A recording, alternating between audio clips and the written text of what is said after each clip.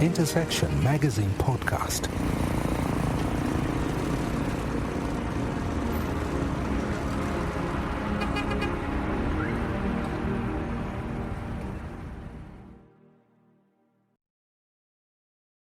Welcome to Intersection Magazine Podcast. Our guest today is Tio Kauma. He'll tell you a little bit more about the Tio part. But we're going to talk about some of his ideas and his life and technology, innovation, and some of his work. He's in the human resource space. But I wanted to just get some information from him and to have a conversation with him about what he sees in innovation and technology in Uganda and some of his travels, investments and things of that nature. And as the conversation goes on, you'll understand why this is important to have a conversation with him. So thank you very much for listening, and please remember to subscribe. We have a magazine that you can also subscribe to, as well as, of course, the podcast. Thank you very much for listening.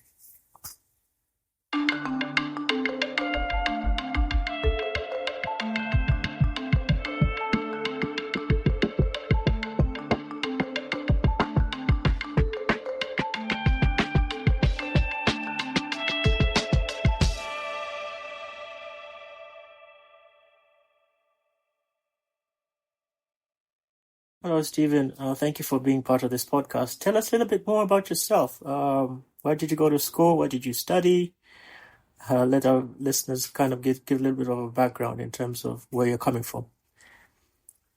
Thank you very much, Nicholas. It's a great pleasure for me to be part of this podcast, and it's an honor for me to be able to share my experiences with others. So, born in 1972 in Kampala, in Nairobi actually, and then went to school in Budo Junior School, otherwise known as Kabinja, and then King's College Budo for 6 years, and then Makerere University, where I studied a Bachelor of Arts in political science. I started working with Alliance and then KPMG, PwC, Lafarge, and in the process also acquired an MBA in finance as well as a diploma in HR. Then ended up with the African Export-Import Bank, where I am managing director for HR. Oh, interesting. Tell us a little bit more about the work that you're doing for Exim Bank. Well, it's a typical HR job, and I'm the global head. I'm the head of HR for the bank. The bank is a multilateral bank that covers all African countries as well as 12 countries in the Caribbean. So we have coverage for over 60 countries. And, what we do is providing financing and advisory support for trade on the continent in order to transform the continent through trade. Okay. Are there any particular experiences or parts of your life that you can say in your earlier life that were influential in deciding what you're doing right now in terms of your educational background, maybe some people you met or some conversations you had before that are so instrumental in deciding who you are right now? Right. So I was born into a Christian family, a very strong Christian background. My father was an Anglican bishop. And so I think that shaped and influenced me in more ways than perhaps anything else. So the value system that I hold dear is all partly rooted in that. Of course, the schools that I attended as well and the friends and networks that I built from that have certainly been a huge influence in my life. Many of the people that I've met who have been destiny shapers, if you want to use that term, in one way or another, are people that are either part of that school system, not necessarily just Budo, but people that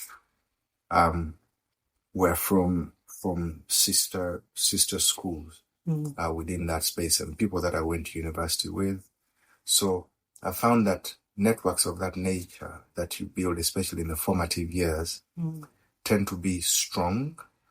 There may not be that many people that will hold on into those networks as you move into life, but those that do then hold very strong and true and dear. Yeah, so I think that has had a huge influence on my life.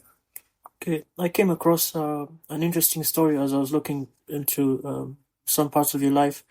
An interview you did on a Twitter space with Robert Kabushenga, and you were talking about a quote your father used to like to use about the difference between the person who does something stupid as opposed to someone who does something foolish. Can you please elaborate on that a little bit more, because it's really interesting? Yes. So that was in reference to advice about how young people should deal with the HIV epidemic, which was raging in Uganda at the time, which he was bishop and also chairman of the Uganda AIDS Commission. He was the first chairman of the Uganda AIDS Commission.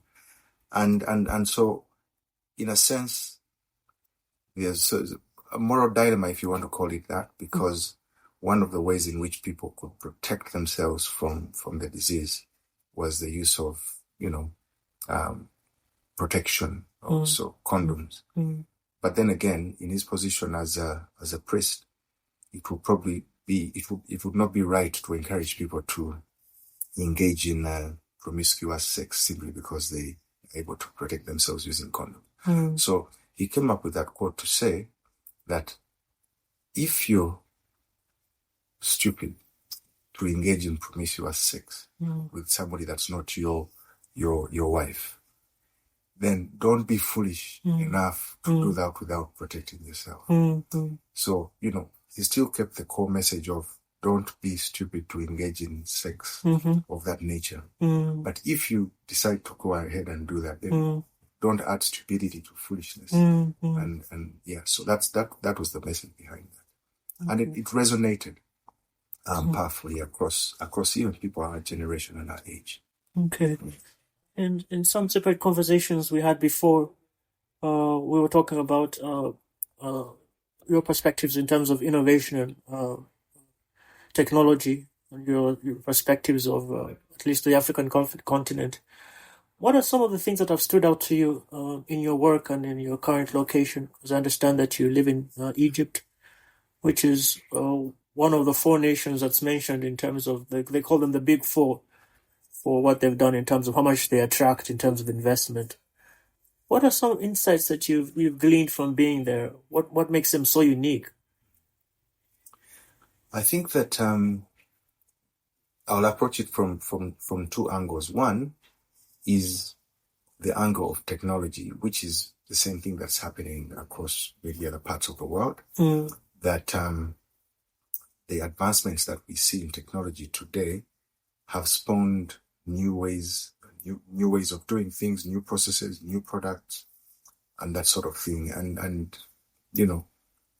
Egypt, as well as other larger economies on the continent, like South Africa, like Nigeria, Kenya, Ethiopia, to some extent places like Uganda, have not have taken the trouble to try and catch up with those advancements in technology. And you can see the results of that in economic growth and development and that sort of thing. And the opportunities that exist in that space are huge. So I think there's a lot more that can be done within that space. But the other angle is one of just normal, basic infrastructure as we know it today. So besides technology or anything, any economy needs infrastructure, be it roads, ports, bridges, schools, healthcare centers, etc., etc. This is traditional infrastructural needs. And one of the things that Egypt has done, I think, which we as other economies need to learn from them, is how to prioritize, how to plan, and how to spend on such infrastructure, because public infrastructure is an important part of economic growth and development. If you don't do it well, it is going to hold you back as an economy. So that's one of the things that I've really picked up from Egypt, as far as that is concerned. Okay. Have you gotten an opportunity to engage with major players or participants in the Ugandan technology ecosystem? And if so, what are your perspectives about us? What are gaps that you see, apart from, of course, what you mentioned in terms of infrastructure? Yes, so on a personal note, I'm involved in the technology space in Uganda. One, as an investor, as an angel investor. Okay. There's a couple of startups that I've invested in on a personal note.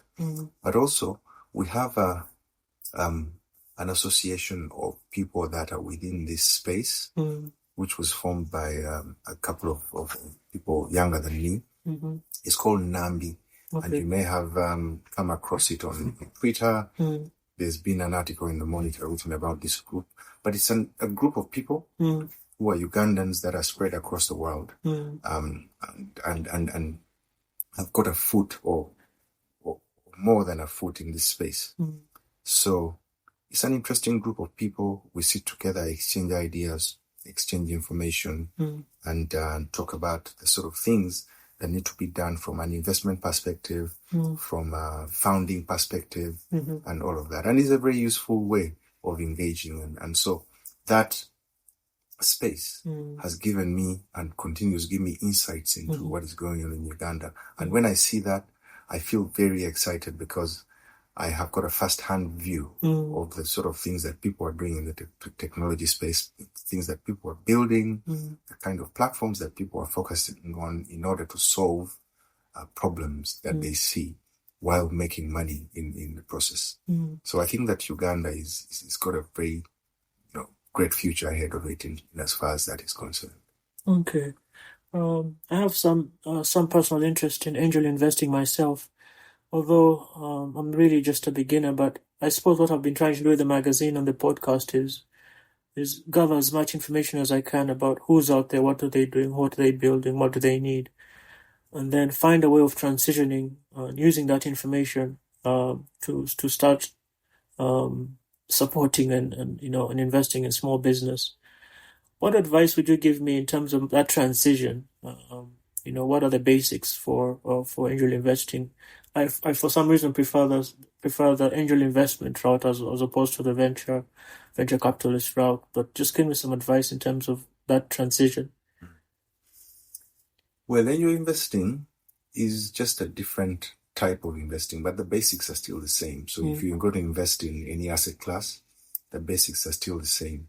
One, you don't want to lose your money. You essentially want to be ensured that you can make some money in the process. And that's the same with angel investing. I suppose the only difference is that you must be prepared to understand that you're dealing with what we generally refer to as patient capital. So the returns that you will get are not immediate. You're not going to get dividends. You're not going to get, interest payments or that sort of thing. So once you understand that, then you can invest with the knowledge that, one, the person or the founder or the firm that you're investing in is one that makes sense to you in terms of the business that it is. So are the fundamentals, right? What type of founder are you investing in? Are they kind of people that, you believe in? They have integrity.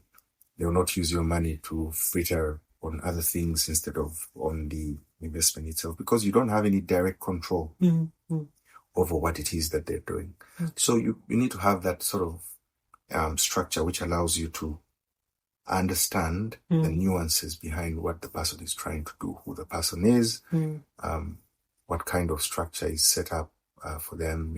Is it one that would allow you to exit easily if you needed to in whatever form? And does it have the potential to scale? Yeah, so those are the sort of things that you look at. And the good thing is that there's quite a heavy amount of literature on what it takes to be an angel investor, and it's easily available on the internet. Okay. Speaking of literature, what books are you reading? Any interesting books or recommendations? Yes, first and foremost, I should say that I collect books. And the books that I collect are essentially books by African authors. Mostly books on history, politics, and fiction. Okay.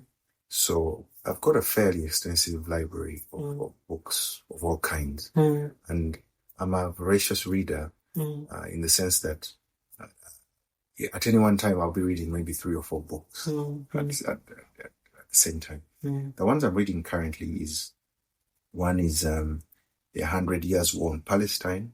Obviously, it's a topical issue. It's written by a guy called Rashidi Khalidi, who is a Palestinian origin, but is based in the US. Just telling the story about, what has been going on in that region, what mistakes that have been made, the lessons that could be learned, and what possible solutions could be taken in order to create peace in that area. So it's an interesting read. It's been enlightening. The other one that I'm reading is a Tom Bauer book. Some of you may know Tom Bauer. He's an English journalist who's written extensively on all sorts of, personalities. Now, this book is Oil. This is just titled Oil. And he is writing about the nature of the oil industry globally and how it works, the nuances behind it, the people that control the markets, the trading, the and all of that. And it's very interesting because it shows you how much emerging economies are not in control of some of these issues, and perhaps what we need to do in order to get better control of these resources, because most of these resources actually come from our economies. But it essentially shows you that we need to learn how to take better control of those resources and make better use of the income that is earned from those resources. Yeah. Those are the 2 that I'm focused on at the moment. Okay. Maybe one last one, which is a book on Kabalega, actually, which I bought in Uganda recently. Okay. Very interesting, the kind of character and personality that he was. And in many ways, an unsung hero of Uganda. Yeah.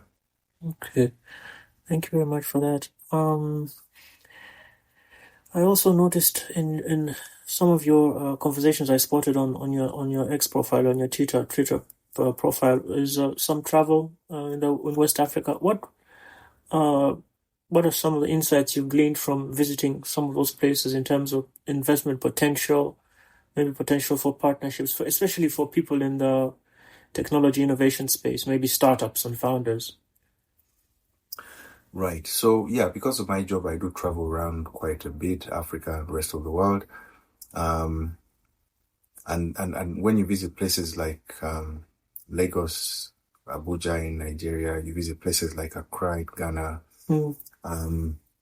places like Abidjan in Cote d'Ivoire, then you get to see a different side of Africa, vibrant.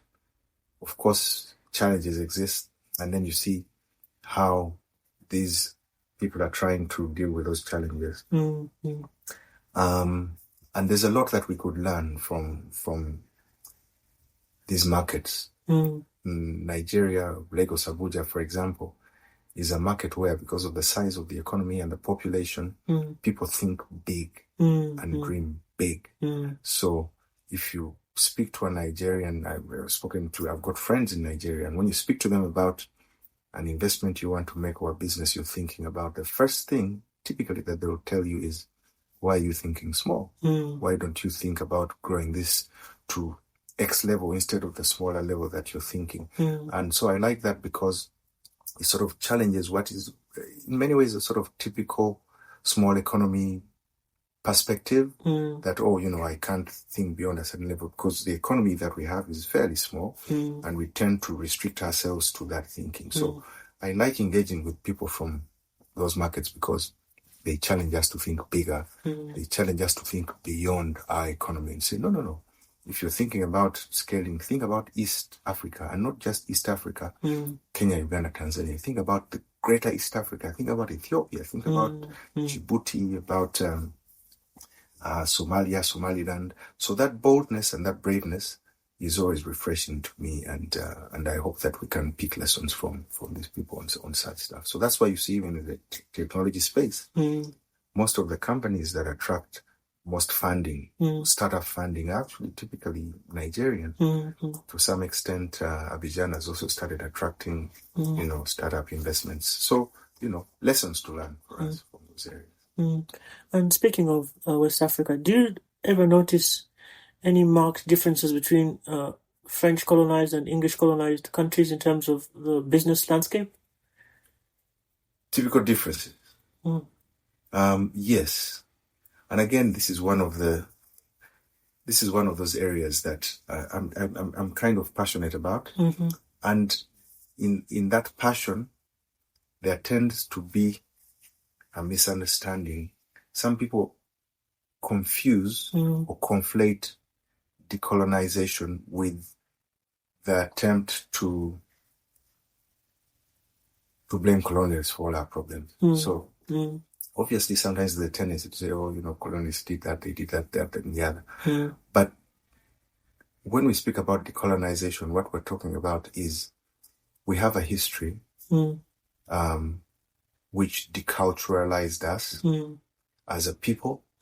And that process of deculturalization left us bare in many ways in terms of core values, because we've been stripped of our core values as Africans, which we had pre-colonial, and we've been left with nothing that is really ours. So the sense of agency doesn't exist. And in many ways, you find that part of the problem that we have is not the only problem. Part of the problem that we have is that the core values that should be guiding us in how we deliver services as government, as public officials, as etc., are not guided by that foundational core values. So the process of decolonization is to remind ourselves of what should be, to act as a guide for, societal core values. Now, the different types of colonial systems made it in such a way that the way that French colonies were deculturalized is different from the way that British colonies were deculturalized. And this will tend to show up in the behaviors of people from those economies. The French colonies, or former French colonies, tend to be very, because of the process of assimilation that was used by the French,